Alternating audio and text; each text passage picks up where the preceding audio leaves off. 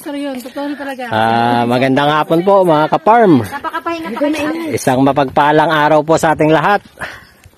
Nandito po kami sa bayan ng Tagkawayan, Quezon. Anong barangay nakasakop dito? San Francisco. Ito pong property na aming binisita na may kabuang sukat po na kulang-kulang 1 hectare ay matatagpuan dito sa Tagkawayan, Quezon. Kung nyo pong makikita, nakatayo po ako dito sa pinaka-frontage niya.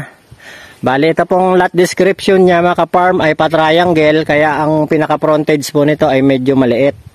Nasa estimate ko po, pinakamaano na po nito, mga 8 meters. Dahil pa-triangle po ang itsura ng property at medyo pa-downhill po siya.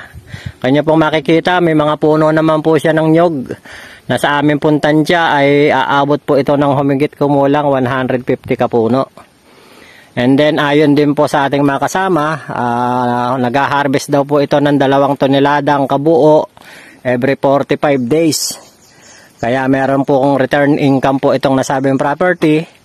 Kaya sa mga buyer po na gusto pong mag-invest ng property din sa bayan ng Tagkawayan, tawag na po kayo sa number na makikita nyo sa inyong screen at sa WhatsApp Viber po.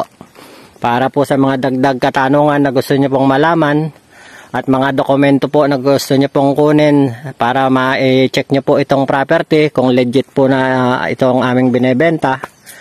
Ayun po, tawag lang po kayo.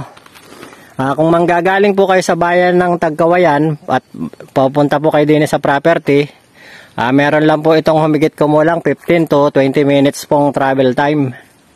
And then passable lang po ang 4 wheels dahil ito nga po yung pinaka-barangay road. Mula po sa National Highway hanggang dito po sa property ay meron pong almost 1 kilometer po.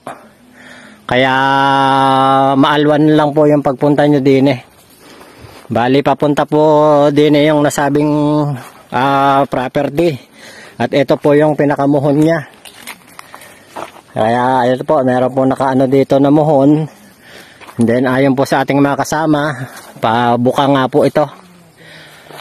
Sa akin pong tansya, maganda naman po ang ano nitong mga nyog.